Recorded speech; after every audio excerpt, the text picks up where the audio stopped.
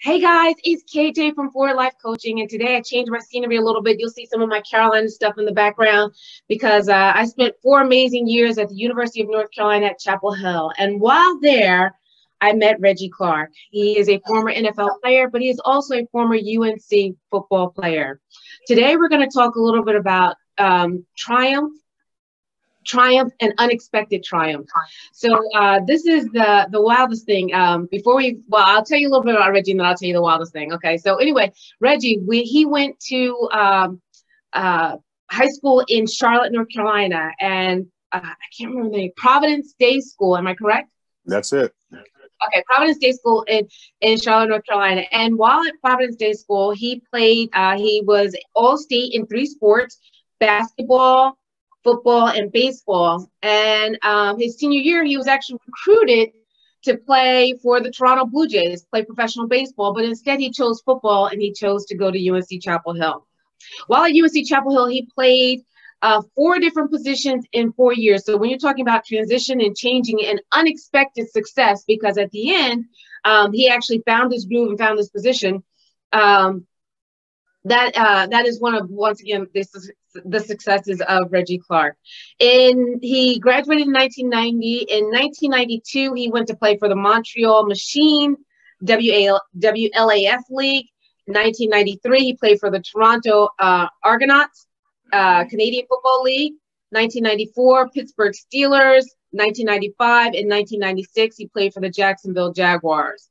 Upon retiring, he actually began to work with the NFL on concussion protocol, and he has also done several studies with regards to concussions. Today, Reggie is he's working on a culinary venture. He's a coach. He does yoga, and he does so many more things. But once again, he's a phenomenal person, and I want you to hear about his story and how his story has helped himself, but will help so many others along the way. Reggie, thank you for joining me. You're welcome. Thanks for having me. Okay, so I have a story about Reggie that he doesn't know about. You know, I always like to bring up these surprise things. So I went to UNC, and at UNC, they had this thing called the football wall, right? And at the football wall, you know, they would kind of let you know, if you look nice, they give you compliments or whatever. They have these signs that will let you know if you look nice or whatever, or ratings or whatever, let you know if you look nice. Well, the thing that the football players didn't know is that the girls would go there, right? And they would watch the football players with the football player walk. And Reggie had this walk across campus that, like, you had to stop and look. So I just remember Reggie with that football walk, walking across campus and also being at the football wall. So did you know that the girls were checking out the football players with the walk? I have no idea. That's funny. You ever heard that before? Oh my God, the way they used to walk across campus, it was like, whoa. So, but anyway, I just wanted to say once again, thank you so much for joining me, Reggie. Thanks for having me. It's a pleasure. Okay. And I wanted to talk about your story because our paths interconnect a lot along the way. Just your amazing journey. So I did also read that you were elected, or you were selected for the Providence Day High School football, or the school Hall of Fame, or the football Hall of Fame. Yeah, football Hall of Fame. Yeah. Yes, sure was. in 1995. 95. You're right. You're correct. Right, and there was something you were honored in 2014, and there was something on the TV show WSOC. Yes. TV. Okay, yes. Cool. Yes. So tell us a little bit about your journey all the way up, because baseball to football, and like, how did you choose? I don't know. Well, as a kid, what's funny is, as a child, you know, my favorite sport was baseball. My dream was to someday be like, be the next Reggie Jackson. So thus the name changed from Reginald to Reggie around the age of 10. But as I got older, started getting introduced to other sports. And football was the last sport, the last sport. I did not want to play. I wasn't interested in football, and just happened to be throwing the ball around the street one day. And some of the older guys told me that you should go out for the team. In which I did, and ended up making a team, doing pretty well. But I thought I had called it quits when I would attend Providence Day in high school, and they called me all summer trying to get me to come out, and then I avoided them and went and take the phone calls and kind of reminded them that I'm just there to play basketball and football. I mean, basketball and baseball. And one day they happened to catch me on campus and just, convinced me, hey, just come out, just hang out with us. And I hung out the first day. It wasn't bad, and ended up staying and had a good freshman year, and, and so on, and started getting recognition, and attended my first Chapel Hill football game in the ninth grade after about the second high school game, and fell in love with Kenan Stadium and, that sea of blue on that lovely fall Saturday afternoon. And, just like the rest is history. But, what made it easy was my guys were Mark Maye, local guy here in Charlotte. I used to watch him, grew up watching Mark, and ended up playing with him my freshman year for 1 year, and Michael Jordan. Those are my two guys that, I grew up, just falling in love with, wanting to be like, athletic wise. Did you ever meet them? Yeah, Mark. Michael, I know you played with Mark Maye, but did you ever meet Michael Jordan? What's funny is when I was in ninth grade, Michael had decided to come out early, and they were barnstorming, and they happened to play one barnstorm game at Providence Day, and we happened to be. I can't hear you. I can't hear you. I said, when Michael had decided to go pro, they were barnstorming, and one of the barnstorming games happened to be at my high school. And while playing in there with some teammates, waiting for them to wait for the game, Michael walks through, and my jaw dropped. So I didn't have a chance to say hey to him, because I was in awe just watching this guy walk through the gym. And there were times at Chapel Hill when he'd come back, and they'd be down the Dean Dome, and I just missed those. In 4 years, our paths never crossed while he was there, so I never had the chance to meet him. But he's here in Charlotte, and I'm a Hornet fan, and that's good enough for me. So, but never the hand in hand shake and official introduction to him.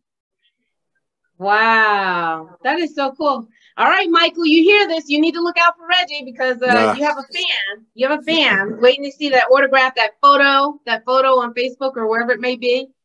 Cool. So you're at UNC. You're there for 4 years, and you're changing positions every year. What is that like? Well, it was a transition for the team also, because Dick Crum they released Dick Crum, and they hired Mac Brown. So it was a transition year where, it takes coaches a couple of years to get the right people that they want, to get the right recruits in. So, when I think back to it, I was a great athlete, and it was wherever they needed at that moment, I could hold down until they got the person that they wanted in that position. So, pretty much that's what I did. And I did it the first year, and the second year, and the third year. He needed somebody at this position. And he asked me, and I did it. And then the senior year, the same thing. And I did it. And I'm looking at it like it's for the sacrifice for the team. Whatever the team needs, that, and they asked me, then I'll volunteer to do it. And some people didn't like it because they thought it was a threat to, hey, if you want to play after this, you're messing up your career because they don't know what you're going to be. But I wasn't looking at it like that. And it happened to work out because I had a chance to become a free agent to New England my rookie year. So. Oh, wow. Okay. Yeah. Well, yeah. Rookie year in New England, then second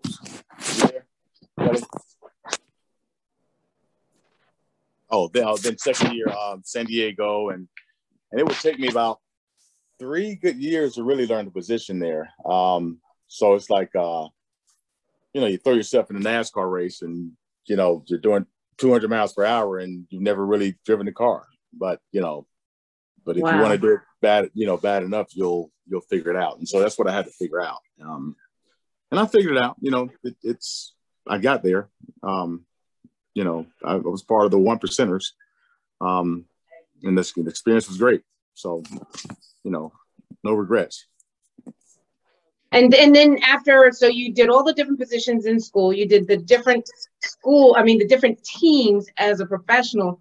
What are you thinking as this is going along? Are you ever getting to the point where you're like, maybe I'm second guessing this, or I'm starting to get tired of the change, or are you starting to get acclimated to the change?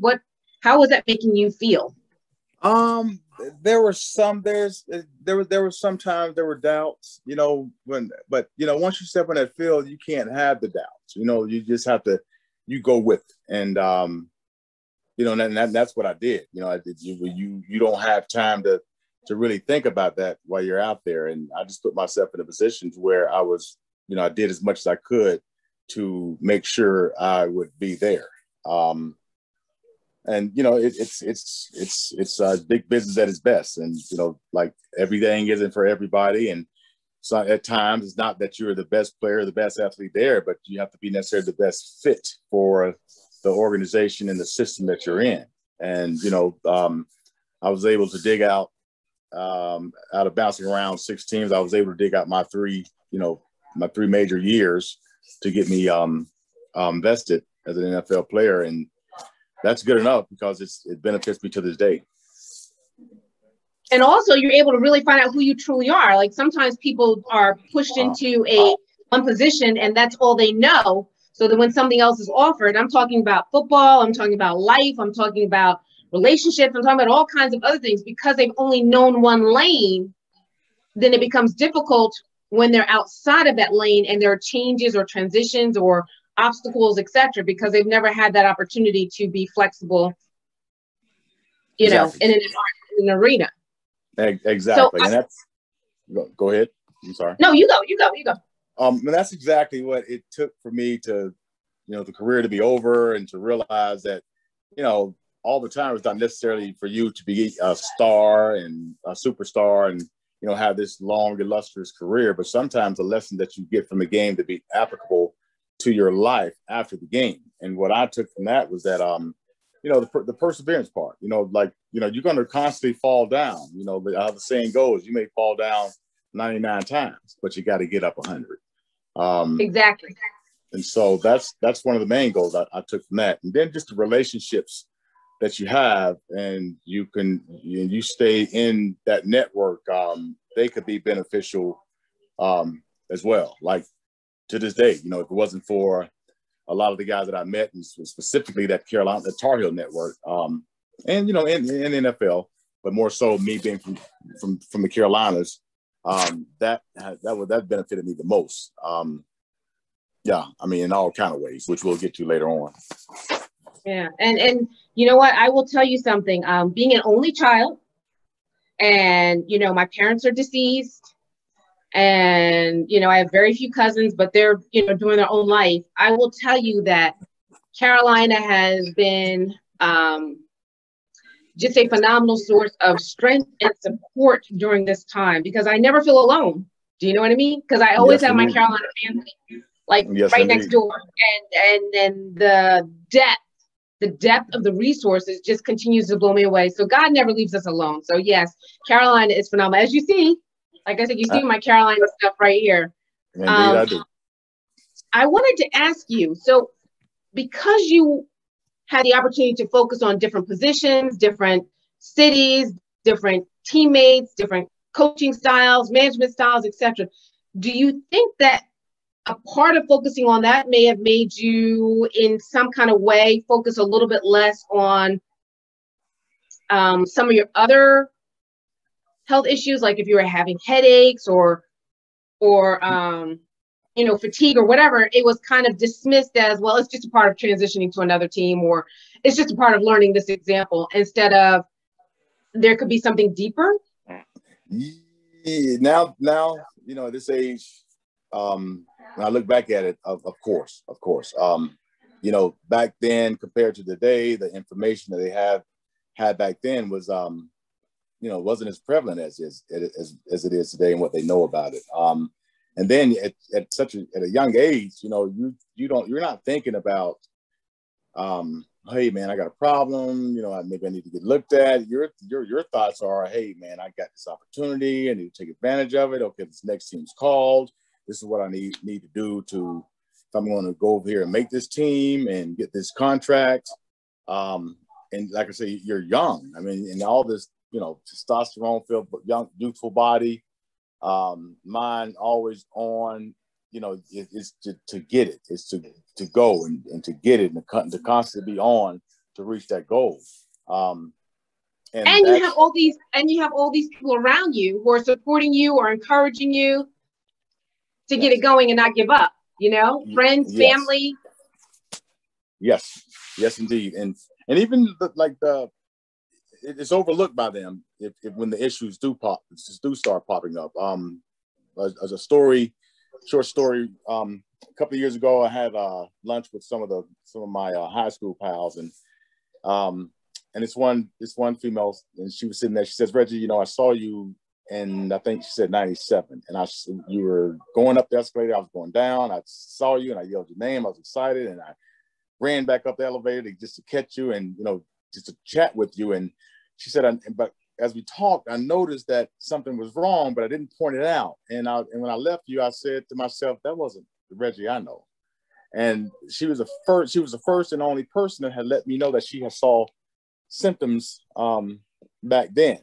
And when she said the year, I remember exactly what was going on at that time, and some of the other issues that when I thought back to, oh, now I know what she means. And this is the same time that this is going on. And this, you know, I had a concussion here where they released me and they didn't take care of it. And I came home and I spent a year, you know, trying to do regular stuff and not ever sitting down and letting this thing heal. And symptoms were everywhere, but other people were just ignoring them and just thinking that that's where he was in his life. And she, who had spent 4 years with me in high school and knew me, you know, quickly picked up on it. And that's not Reggie, something's wrong. But, you know, at that time, 97, the information wasn't out about some of the issues that former players were going to have after retirement.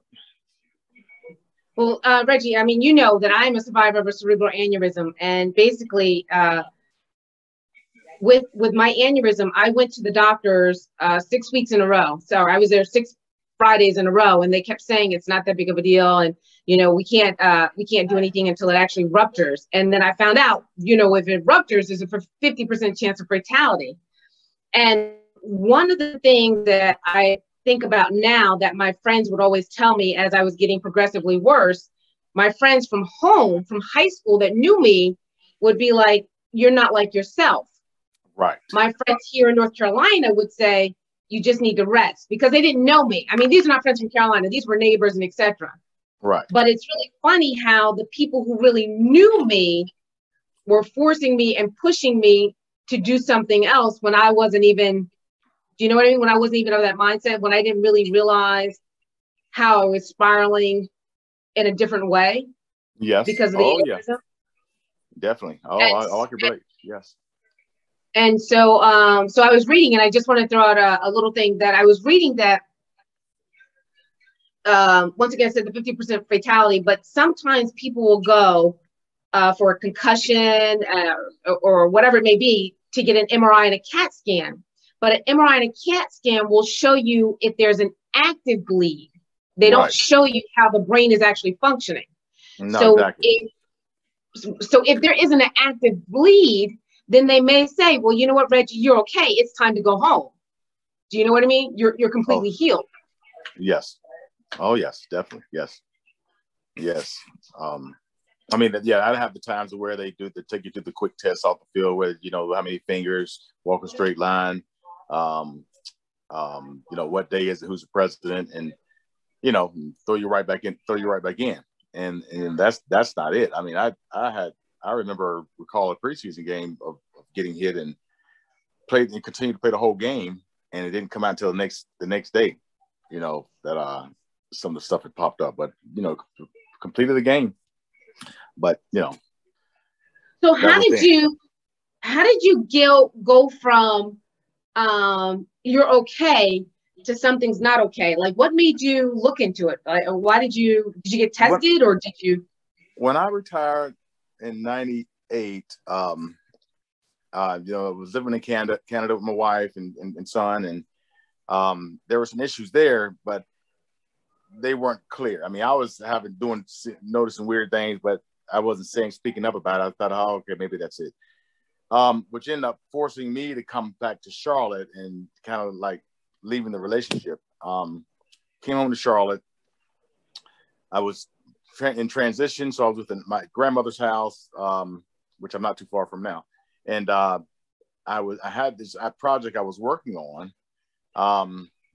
project for the bank and a community development project. And as I was working on it, and I was preparing for a presentation with the bank, and I couldn't remember anything. Right? The short-term memory was just like gone, and became so frustrating that I just wrote it all up in my old bedroom wall. Just wrote it out.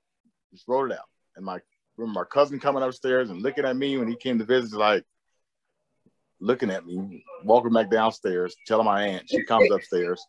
You're right on the wall. Yes, the writing's on the wall. She's staring at me, and she's like, you need to go check yourself into mental health here. And I didn't think twice about it. I checked myself in emergency, and at first it was a misdiagnosis where they said that I was, so this is like 2000, 2001, around that area. And, oh, you're bipolar. And I'm like, I think I was 31, 32 at the time. Like, so you're saying all of a sudden I turned 31 and I become bipolar. And, they're the doctors. So you tend to listen to your doctors, and they put me on this medication, which was Depakote and Trileptal. And I just noticed it felt like it worked for like a week or two. And then I just noticed. What does it work? It worked? What do you mean? What does that mean?